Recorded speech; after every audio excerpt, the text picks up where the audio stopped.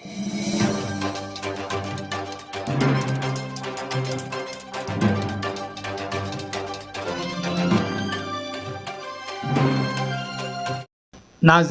अस्सलाम वालेकुम रहमतुल्लाहि व बरकातुहू। मैं हूं Syed Abid Aslam, chief editor, leader सियासत, उर्दू न्यूज़ चैनल बेंगलोर। नाजरीन, सीएम इब्राहिम साहब ने कहा कि जेडीएस आइंदा हुकूमत बनाएगी और इक़्तिदार पर आएगी, जेडीएस पावर पर आएगी तो सबसे पहले जेडीएस का पहला काम एलकेजी से लेकर पीयूसी तक तमाम कर्नाटक के गरीबों को मुफ्त तालीम दी जाएगी। उन्होंने कहा कि मौजूदा हुकूमत ने तालीमी निज़ाम को पेचीदा बना दिया है। पढ़ाने के लिए असातिज़ा नहीं हैं, स्कूल खाली हैं। प्राइवेट स्कूलों में महंगी फ़ीसें देकर गरीब वालिदैन अपने बच्चों को पढ़ा नहीं सकते। इसलिए जेडीएस पार्टी की हुकूमत बनने पर तमाम आवाम को यूकेजी से लेकर पीयूसी तक फ्री तालीम यानी मुफ्त तालीम दी जाएगी। उन्होंने कहा कि इस बार जेडीएस पार्टी ज़रूर इक़्तिदार पर आएगी और कुमारस्वामी अगले वज़ीर आला बनेंगे। एक बार फिर आवाम मौका देंगे तो दियानतदाराना इंतज़ामिया फराहम करेगी। तमाम अक़लियतों को, मुसलमानों को, पसमानदा तबक़ात को, डाउन ट्राडन्स को, वीकर सेक्शन को और दलित भाइयों की पूरे तौर से उनके मसाइल हल करने में दिलचस्पी रखेगी। सीएम इब्राहिम साहब ने मज़ीद कहा है कि दरअसल बीजेपी की बी टीम जेडीएस नहीं बल्कि कांग्रेस बी टीम बनकर काम कर रही है। जेडीएस देवेगौड़ा की ज़ाती मिल्कियत नहीं, देवेगौड़ा इस मुल्क के साबिक वज़ीर आज़म हैं, इसलिए हर एक इनका एहतराम करता है। रियासत में असम्बली इंतखाबात बहुत करीब में आने वाले हैं, फिर कांग्रेस अब तक वज़ीर आला के उम्मीदवार का ऐलान क्यों नहीं किया? इस तरह बीजेपी भी ये ऐलान करने के लिए क्यों पीछे है? अगला वज़ीर आला कौन होगा? हम शान से कह रहे हैं कि जेडीएस का अगला वज़ीर आला का उम्मीदवार HD कुमारस्वामी हैं। अगर दूसरी पार्टियों में हिम्मत है तो अपनी अपनी पार्टी से वज़ीर आला का उम्मीदवार का ऐलान किया जाए। कांग्रेस और बीजेपी को सीएम इब्राहिम का ये सबसे बड़ा चैलेंज है। सीएम इब्राहिम ने इस इंटरव्यू में मुख्तलिफ मसाइल पर बात की है। आप हमारे चैनल को दिए गए सीएम इब्राहिम साहब के इंटरव्यू को आप सुन सकते हैं और देखिए कि वो क्या कह रहे हैं। कर्नाटक के अंदर जनता दल लोगों को आज वादा किया है कि जलधारे कार्यक्रम के बाद कम से कम 10-12 लाख लोग जमे थे उसमें।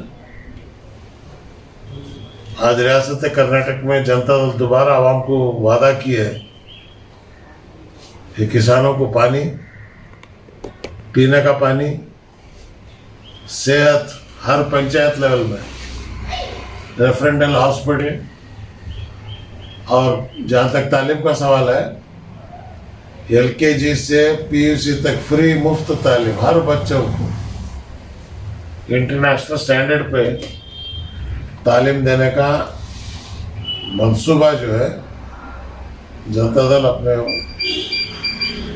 वादा किया है। और आवाम को पता है कि जब भी जनता दल कोई वादा करती है वो पूरा करती है। अक़लियतों के लिए भी, बजट के लिए भी एक बजट भी तैयार कर रहे हैं। हर तालुका लेवल में अंजुमन बना के उस अंजुमन के ज़रिए जो है हर तालुके के अक़लियतों की फलाह और बहबूदी के लिए काम करना, ये चीज़ जो है आज जनता दल वादा की है आवाम से। तो मेरी अपील यही है, अभी इलेक्शन 6-7 महीने हैं, लेकिन एक बार अक़लियतों को दोबारा एक मौका मिला है। उनको देखे बार बार, हमको देखो एक बार, यही हमारी आवाज़ है। कर्नाटक यूपी ना बने, कर्नाटक महाराष्ट्र ना बने। आप देख रहे हैं वहाँ के हालात क्या है। कांग्रेस मुकम्मल नाकामयाब हो गई है। हर आदमी कांग्रेस से निकल कर बीजेपी को जा रहा है। और परसों राज्यसभा के इलेक्शन में भी जानबूझ के जनता दल के कैंडिडेट को हराए और बीजेपी को जिताए। तोहमत देते थे कि जनता दल बीजेपी की बी टीम है। तो आज हमारे पास से 2 एमएलए करोड़ों रुपए देके पहला वोट बीजेपी को दिलाए, दूसरा वोट कांग्रेस को ले, और एक का वोट पहला वोट कांग्रेस को ले, दूसरा वोट बीजेपी को ले। तो ये दोनों को बीजेपी को वोट डाला कि जनता दल को हराने में आपको मिला क्या? और वो भी कुर्बानी का बकरा। हज से पहले जो है, जुल्लाजा से पहले जो है, मंसूर खान को कैंडिडेट बना के उसका गला काटे। आपको पता था नहीं जीत सकते, आपके पास सिर्फ 22 वोट थे, जेडीएस के पास 32 वोट थे। कम से कम आप फर्स्ट वोट नहीं दिए, सेकेंड वोट भी अगर जेडीएस को देते तो जेडीएस का कैंडिडेट जीतता। सोनिया गांधी को भी मैंने लिखा कि भाई बीजेपी को आपका पार्टी वोट दिए, आज तक ना उनसे जवाब है ना कांग्रेस वालों से जवाब है। आवाम बेदार हो, इनको जो है अक़लियत से बहबूदी नहीं है, इनको अक़लियत से कोई मोहब्बत नहीं है, बस इक़्तिदार में रहना है। उसके लिए जो है आज रहे तो ये रहे या तो बीजेपी रहे, ये दोनों एग्रीमेंट हुआ है। हमारे 5 साल तुम्हारे 5 साल ऐसा करो बोल के। जब एक तीसरी ताकत आ गई, इन दोनों पार्टियों की आंखों को चुभ रहा है कि भाई हमारे हाथ से मामला निकल जा रहा बोल के। इसलिए दोनों बीजेपी कांग्रेस हमारे ऊपर पड़े हैं। मैं आवाम से चाहता हूँ भरपूर ताउन करें और जनता दल को मजबूत करें, खुसूसन नौजवानों से। आज जो है अगर बीजेपी फिरका परस्त ताकतों को मुँह तोड़ अगर जवाब देना है तो वाहिद रास्ता सिर्फ जनता दल है। मैं उम्मीद रखता हूँ कि आप तमाम लोग ताउन करेंगे। मैं खुद इसका सदर हूँ, मेरी ताकत आपकी ताकत है, जनता दल की कामयाबी आपकी कामयाबी है। ये सेहरा आप लोगों के सर आएगा, इस सेहरे को उठाइए, सर को बांधिए और आगे बढ़िए। अब कांग्रेस के मुस्लिम कायदीन का एक गिला भी है और इल्ज़ाम भी है, आप एमएलसी छोड़कर जेडीएस को गए, वो एमएलसी देने का भी वादा करे थे, आपको धोखा दिए करके बोल रहे हैं। सवाल ही नहीं पैदा होता। देखिए, मैं आज जेडीएस का स्टेट का प्रेसिडेंट हूँ। मैं देने की जगह बैठा हूँ, लेने की जगह नहीं है।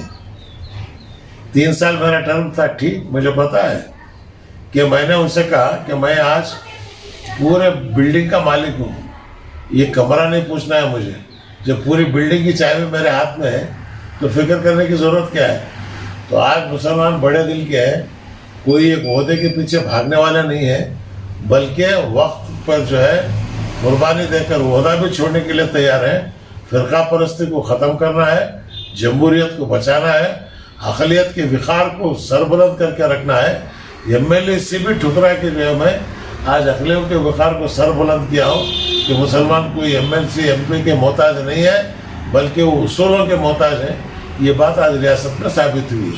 सब आप स्टेट टूर कर रहे हैं, इस टूर में मुसलमानों का वोट किस तरह टर्न हो रहा है, ये आप क्या महसूस कर? देखिए, जहाँ तक अक़लियत का सवाल है, ऑलरेडी 70-80% आ गए हैं और मुझे उम्मीद है कि अभी 4-5 महीने के अंदर जो है पूरा रियासत में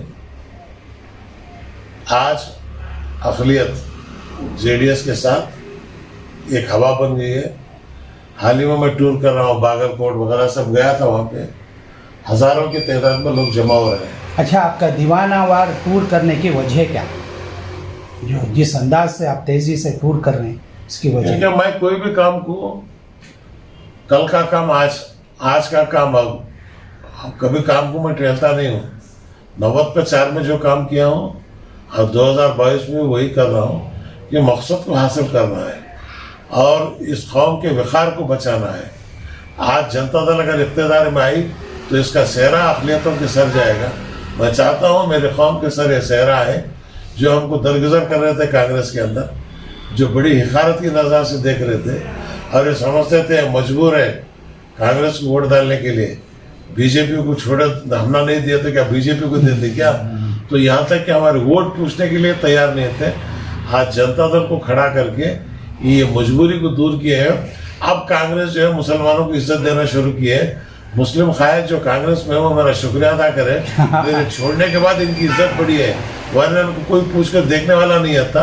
आज जो है सीएम इमरान साहब के फातिहा करें, न्यास बन ले तो काम हो जाएगा उनका वहाँ। मेरी ख्वाहिश यही है, अब जहाँ भी है आराम से रहे, हम किसी को भी जो है इस पार्टी में आओ बुला लेने, लेकिन लोग आ रहे हैं। साहब कुमारस्वामी का कहना है सीएम इब्राहिम साहब हमारी पार्टी में आने के बाद ನಮಗೆ ಒಂದು ಬಲ ಸಿಕ್ಕಿದೆ, ಒಂದು ಶಕ್ತಿ ಸಿಕ್ಕಿದೆ, ನಮಗೆ ಒಂದು ತಾಕತ್ ಸಿಕ್ಕಿದೆ, ಜನ सी एम इब्राहिम ನೋಡಕ್ಕೆ ಬರ್ತಾ ಇದ್ದಾರೆ करके बोल रहा हूँ। इससे आप कितना मुतमईन है सर? देखिए, ये सी एम इब्राहिम की ताकत नहीं, उम्मत मोहम्मदिया की ताकत है। ये सुन के बड़ा खुश होता है, मेरे कौम की ताकत क्या है, मेरे कौम का विकार क्या है, ये आज हर एक को मालूम हो रहा है। ये बात मालूम होना चाहिए, हमारा वजूद ख़त्म हो गया था सियासत के अंदर, आज वो वजूद को मैं दोबारा जो है जिंदा कर रहा हूँ। मैं दरख्वास्त करता हूँ मेरे कौम से, आप इक़्तिदार पार्टी ये मत देखें, बल्कि अपने वजूद को बचाने के लिए जनता दल को आप ताउन कीजिए, ये मेरे ख्वाहिश है। बीबीएमपी इलेक्शन आ रहे हैं सर, शायद 140 पर 5 जगह पर। जी बिल्कुल, सैयद शफीउल्लाह साहब के सदारत में ये कमेटी बनाया हूँ मैं। 50 जगह जो है नाम कहाँ पर कैंडिडेट्स हैं, नाम ला के दो बोल के, एक हल्के से 3-3 नाम लाने के बाद जो है बाद में हम लोग बैठ के फैसला करेंगे। सब ईद आ रही है, बकरा ईद आ रही है, बड़े जानवरों पर बहुत सख्त पाबंदियां हैं, तो इस वक्त मुसलमानों को आपकी नसीहत क्या? अक्लमंदी से होश से काम लें, जोश में ना आए, जहाँ अवॉइड कर सकते अवॉइड कर लें, क्योंकि इस वक्त जो है इलेक्शन का वक्त है। बीजेपी छेड़छाड़ की लड़ाई करना चाहती है, इसका मौका ना दें और चंद लोग के लिए इंतज़ार कीजिएगा, अच्छा वक्त आएगा इंशाअल्लाह। वो वक्त मैं और आप देखेंगे, अल्लाह ताला ऐसे वक्त को हमको दिखाएं और इन आजमाइशों से हमको बचाएं और हर मुश्किल में अल्लाह की मदद हमें मिले, यही मेरी दुआ है। यह मोदी सरकार के 8 साल मुकम्मल, मुल्क को क्या मिला, अक़लियतों और गरीबों को क्या हासिल हुआ? मोदी साहब बोलते थे अच्छे दिन आएंगे, हम यही कह रहे हैं अच्छे दिन ले लो, वो पुराने दिन हम ना देता लो, बस यही मेरा कहना है।